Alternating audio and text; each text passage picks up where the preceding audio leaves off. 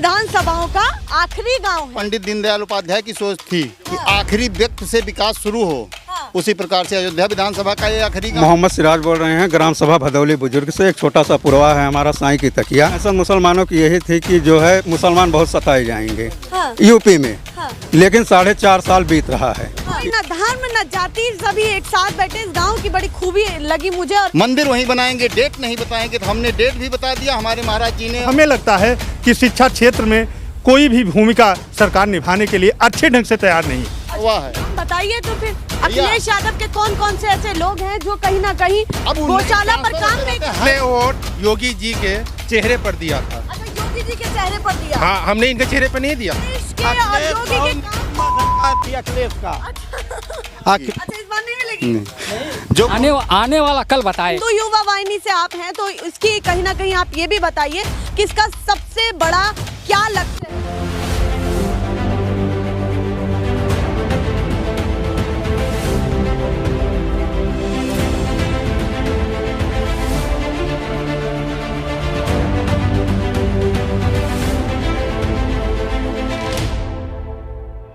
नमस्कार, बहुत स्वागत है सभी का। और लगातार आप नेशनल पिलर की खास कवरेज देख रहे हैं। बार बार हम खास कवरेज कहते हैं क्योंकि वाकई ये खास है, क्योंकि यूपी इलेक्शन 2022 है और आज जिस गांव में है विधानसभा, तो आपने कई बार मेरे मुंह से सुन लिया होगा, पर ये बॉर्डर लगता है 2 विधानसभा का। अपने आप में बहुत बड़ी चीज है।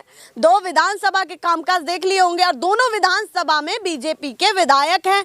और हमारे एक हिंदू युवा वाहिनी के भाई थे जो बड़े अच्छे ढंग से जो है परिचय दे रहे थे इस गांव का। और इस गांव का नाम बताइए और थोड़ा सा परिचय दीजिए अपनी भाषा में।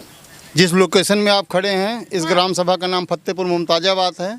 बगल में भदौली बुजुर्ग है जो कि न्याय पंचायत लगता है। उस न्याय पंचायत में 5 ग्राम सभा आती हैं। ठीक है, मतलब ये बॉर्डर है। बॉर्डर है, दोनों विधानसभा का आखिरी गाँव है। आगे कुछ बताया था पंडित दीनदयाल जिस प्रकार से पंडित दीनदयाल उपाध्याय की सोच थी कि आखिरी व्यक्ति से विकास शुरू हो, उसी प्रकार से अयोध्या विधानसभा का ये आखिरी गांव है और गोसाईगंज विधानसभा का भी आखिरी गांव है। चलिए, 2 विधानसभाओं का आखिरी गांव है तो अपने आप में बहुत महत्वपूर्ण हो जाता है। सीधे मैं आपसे पूछती हूँ, हिंदू युवा वाहिनी से ताल्लुक रखते हैं, तो क्या लग रहा है कि इस बार किसके पल्ले में जो है भारीपन है और कौन जो है इस बार यूपी से साफ होने वाला है राजनीति में? बताइए। हम हिंदू युवा वाहिनी के अयोध्या जिले के जिला महामंत्री हैं। हमारा मुखिया जो है वो स्वयं मुख्यमंत्री के पद पे बैठा हुआ है। 23 करोड़ जनता को किसी के साथ बिना भेदभाव किए सबका साथ सबका विकास सबका विश्वास लेकर चल रहा है व्यक्ति। अच्छा, सबका विश्वास पूरा है ना? 100%, बिल्कुल बिल्कुल। अच्छा, 100%। चलिए, अब मैं सीधे आपसे ये भी पूछ लेती हूँ कि इस बार योगी जी पर क्या किन चीजों को लेकर के भरोसा किया जाए जो बड़े काम उन्होंने किए हैं इस यूपी में, ये बताइए। बड़े काम उन्होंने सबसे पहले जिस पे पूरे इंडिया पे पूरा इंडिया और पूरा विश्व निगाह रखा था, राम जन्मभूमि, जिस पे लोग कहते थे, सारे विपक्ष के लोग भी कहते थे, कुछ और कहते थे कि भाजपा वाले मंदिर वहीं बनाएंगे, डेट नहीं बताएंगे, तो हमने डेट भी बता दिया हमारे महाराज जी ने और आदरणीय मोदी जी ने डेट भी बता दिया और मंदिर भी बनवा रहे हैं। मंदिर भी बनवा रहे हैं। तो जो वादा किया था वो उसको पूरा किया 100%।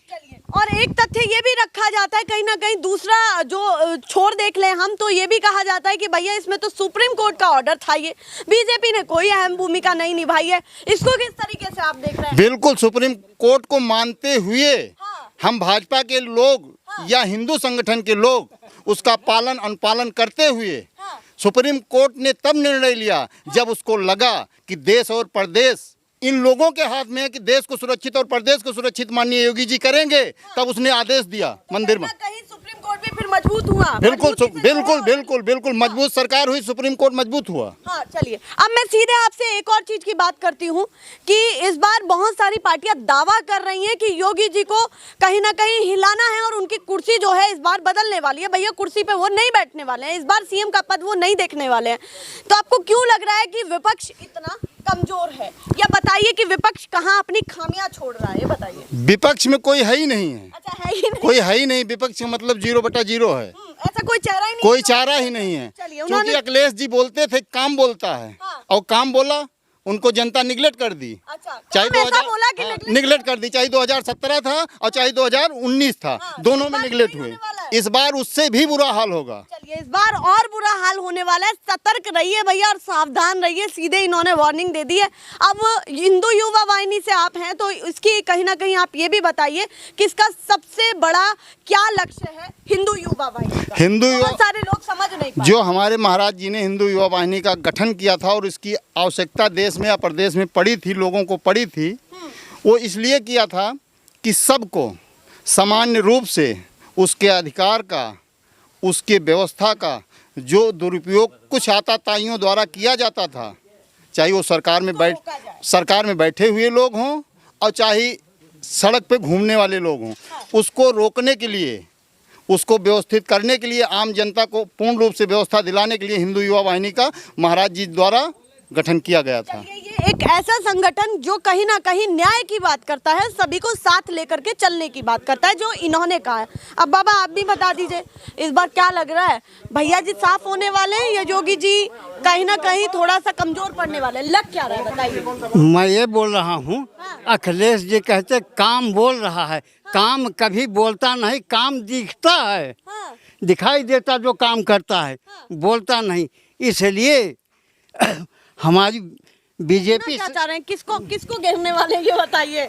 हम तो भाजपा के हैं। हाँ, आप भाजपा के हैं। हाँ, भाजपा, और भाजपा जीत के दिखाएगी। आपकी 324 सीट थी, 350 सीट निकलेगी आपकी। अच्छा, उससे ज्यादा आने वाली है? जी जी जी, ये पूरा तय है, बिल्कुल निश्चित है। विपक्षियों को कहीं ना कहीं वार्निंग दे रहे हैं आप पूरा कि भैया संभल के रहिए थोड़ा बहुत।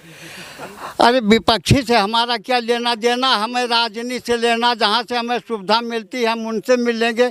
अमीर गरीब सब देखे जाते हैं। सही बात है, हम विपक्ष से क्यों मिले? और कहीं ना कहीं हम विपक्ष का सवाल इसलिए पूछ रहे हैं, सत्ता में तो वो भी रहते हैं, तो क्या किया भैया? सवाल तो ये भी है।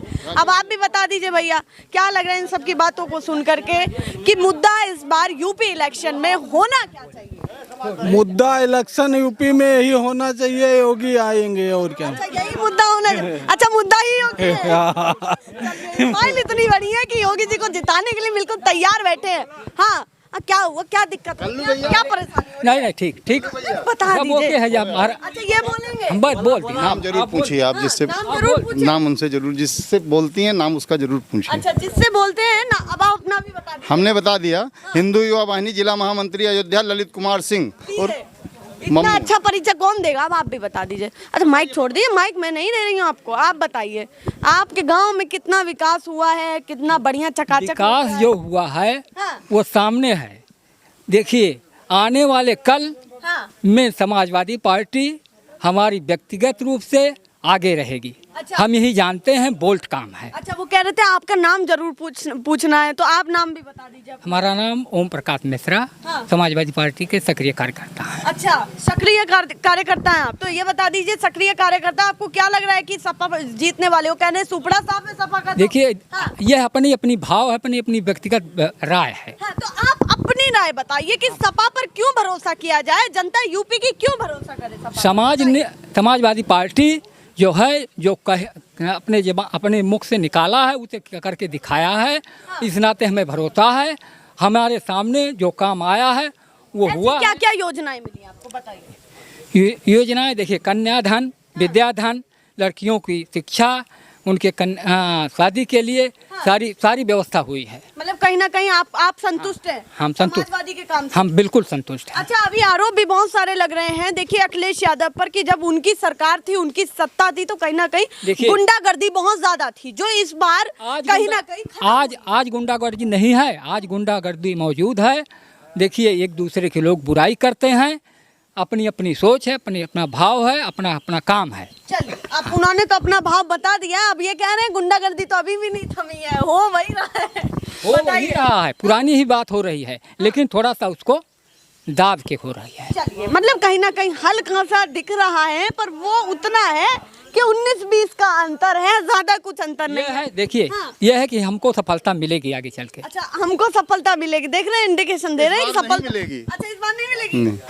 जो आने वाला कल बताएगा। अच्छा, आने वाला कल बताएगा जी। अब आप भी बता दीजिए। जो गुंडागर्दी का भाव बता रहे हैं, उस गुंडागर्दी में अतीक अहमद जैसे, मुख्तार अंसारी जैसे, त्रिपाठी जैसे तमाम लोग ये सड़क पे और विधानसभा में बैठते थे, अब वो सेंट्रल जेल के सलाखों के पीछे बैठे हैं। ये अंतर था गुंडागर्दी में। ये अंतर है। वो कह रहे हैं कि जिन जिन पर जो है आरोप लगा उनको सलाखों के पीछे कर दिया है ना। ये अंतर है गुंडागर्दी तो हमने वो कह रहे हैं हम तो साफ स्वच्छ देखिए हम बता रहे हैं, सुनिए।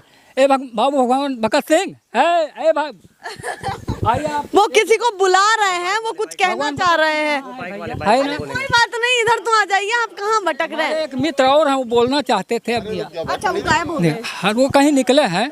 ये है कि हमको सफलता मिलेगी। अच्छा, जो वो कहना चाहते थे तो आप कह दीजिए। वो हमका आपके मित्र कहना चाहते थे। वो कहते थे कि हमारी पार्टी बोल्ट है, हम लोग अच्छा, सफल। आपकी पार्टी बोल्ड है। हाँ, अच्छा। और हम सब बोल्ट है, एक सफल। जगह फिक्स हो चुकी है। नट बोल्ट है, एक जगह फिक्स हो चुकी है, ना उससे आगे जाएगी ना पीछे जाएगी। वो अपने में तटस्थ है, तटस्थ है, काम करेगी। अच्छा, काम करेगी और कर किया है। चलिए, काम करेगी और किया है। कहीं ना कहीं पार्टी ने काम किया है और करेगी भी। अभी बहुत सारे लोग हैं, पर देखिए क्या क्या इनकी राय निकल करके आ रही है। अंतिम गांव लगता है, पर भैया ऐसे कैसे आप टक्कर दे पाएंगे? बीजेपी का पल्ला कहीं ना कहीं भारी दिख रहा है, ये सच्चाई है। अब आप भी बता दीजिए, क्या लग रहा है आपके गांव में कितना विकास हो गया? आपकी कौन सी विधानसभा से? अयोध्या विधानसभा। अयोध्या ही, वैसे तो बॉर्डर लगता है इसलिए पूछ रहे हैं हम, पता नहीं उधर के हो आप तो। अच्छा, अयोध्या की है। चलिए, जिला तो अयोध्या ही लगता है। जिला में पूछ लेते कितना कामकाज हुआ है, बढ़िया हो गया? बहुत बढ़िया काम हुआ है। योगी सरकार सबसे अच्छा काम कर रहे हैं। बढ़िया काम किया है। सबसे बेस्टर काम। गुंडा माफिया सब अंदर है। पहली बात कानून व्यवस्था हाँ, कानून व्यवस्था बहुत ठीक है। लड़की चाहे जहाँ घूम रही आधी रात, कोई पूछने वाला नहीं है। अखिलेश के और अखिलेश योगी बहुत के काम। निकम्मा सरकार थी अखिलेश का। अच्छा, अखिलेश इतना ज्यादा नाखुश हाँ काम से? हाँ, अखिलेश को हमें नाखुश है अखिलेश अच्छा, सरकार। उन्होंने कमी कहाँ छोड़ी ये बता दीजिए के? कैमरे पर। अखिलेश ने कहाँ कमी छोड़ी? अखिलेश बहुत कमी थी। अखिलेश राज में पूरा गुंडा ही थी। अच्छा उनके सत्ता वाले गुंडा थे, अखिलेश खुद गुंडा थे। अच्छा, हाँ उन पे इतना बड़ा आरोप? हाँ, उतना बड़ा आरोप लगा। मुख्यमंत्री रहे। अरे हुए मुख्यमंत्री रहा वही है। केकर सुनते हैं? अपने जात वर्ग के सुनते हैं अखिलेश। अच्छा, जाति वर्ग का सुनते हैं। हाँ, और किसी का और नहीं किसी सुनते? नहीं। इसकी यादव चलती है सापा में। चलिए, आप पर बड़ा आरोप लग रहा है कि आप जातिवाद करते हैं। सबसे बड़ा मुद्दा ये है कि आप पर आरोप लग रहा है कि जातिवाद करते हैं। आप भी बता दीजिए भैया, इधर से उधर कहाँ टहल रहे हैं? बताइए, इस बार युवा क्या सोच रहा है कि किसके मुद्दे भारी हैं या कोई पार्टी भारी है, या एनालाइज करके क्या लग रहा है किसकी कितनी सीटें जाने वाली है इस बार? देखिए, योगी सरकार तो काम कर रहा है, अच्छा काम किए हैं, लेकिन यहाँ के वेद प्रकाश गुप्ता काम नहीं किए हैं। अच्छा, वेद प्रकाश गुप्ता काम नहीं किए? नहीं। विधायक जी काम नहीं किए? नहीं किए। बीजेपी से ही है वो, कैसे काम नहीं किए? वो बीजेपी से हैं, लेकिन काम नहीं किए हैं। सड़क हमारी बिलार घाट से और टंडौली तक, वहाँ तक पूरा सड़क पूरा खराब है। 4.5 साल बीत गया, काम नहीं किए हैं। अच्छा, कुछ भी काम नहीं हुआ? नहीं, गड्ढा है, वहाँ पर गाड़ी पलट जाती है, लोग छुटाते हैं, गिरते हैं, मरते हैं। विधायक जी से बात तो होती होगी, आते आते होंगे, बोलते होंगे, कुछ तो बताते नहीं है उनको कि भाई काम वाम कुछ नहीं हो रहा है हमारी विधान? अरे वो आई ही नहीं है। 4.5 साल आई ही नहीं है। 4.5 साल हो गए, अपना चेहरा नहीं दिखाए हैं। मतलब आप लोग बीजेपी पर विश्वास कर रहे हैं, पर बीजेपी विधायक आपके लिए हमने वोट योगी जी के चेहरे पर दिया था। अच्छा, योगी जी के चेहरे पर दिया? हाँ, हमने इनके चेहरे पे नहीं दिया था। हमने योगी जी का चेहरे पे दिया था कि चलो योगी जी आएंगे, काम करेंगे। लेकिन एक विधायक जी हैं, वेद प्रकाश, ये कुछ नहीं कर पाए। सिर्फ फैजाबाद में बैठते हैं, एसी में सोते हैं। अगर अब की बार गांव में आएंगे, जैसे उन्होंने हमारा वोट लेकर ठेंगा दिखाया है, हम भी उनको अब की बार ठेंगा दिखा देंगे। अपने तत्व निकल रहे हैं, बोल रहे हैं इस बार विधायक पर बिल्कुल भरोसा नहीं है। इस बार आए ना तो उनको भी ठेंगा दिखाया जाएगा। और हाँ, आप भी बोल लीजिए, सबकी बातें सुन रहे हैं।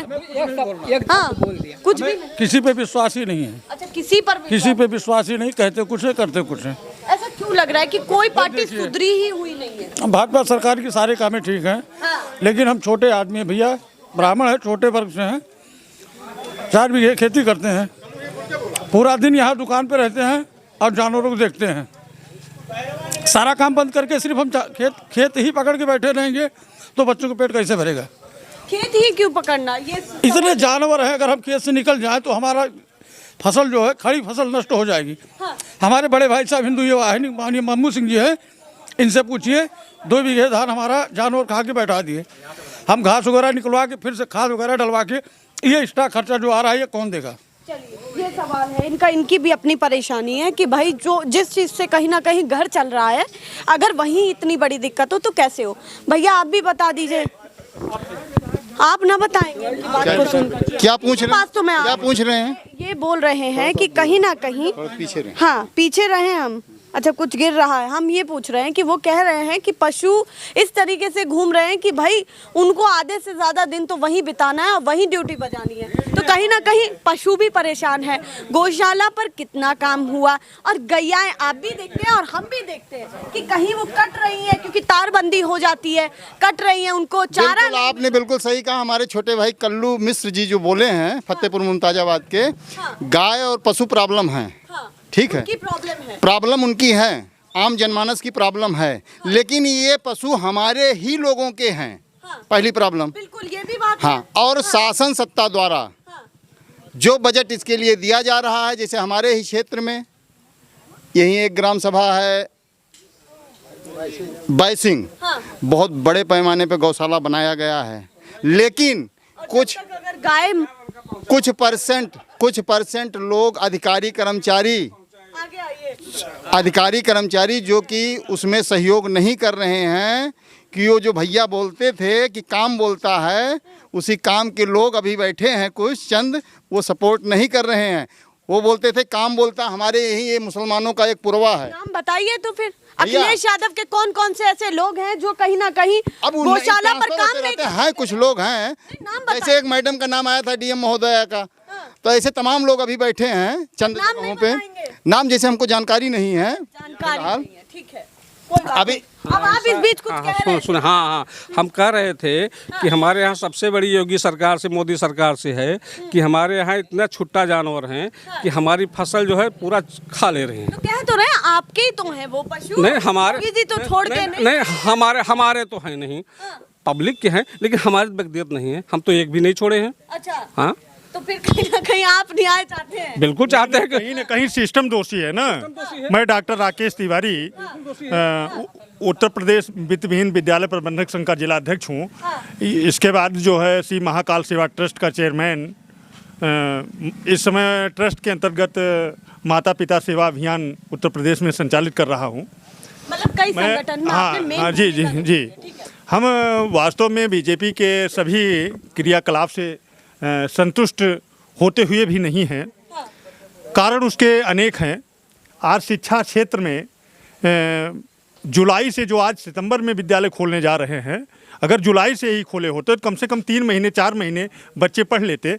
आज कम से कम 3-4 अगर सितंबर में खोलेंगे तो ये मान करके चलिए कि अगर तीसरी लहर आती है, जो कथन सरकार का है, तो उसमें बच्चों का पढ़ना और अभिभावक का फीस जमा करना, ये सब दोनों विपरीत दिशा में होगा। ये उचित नहीं होगा।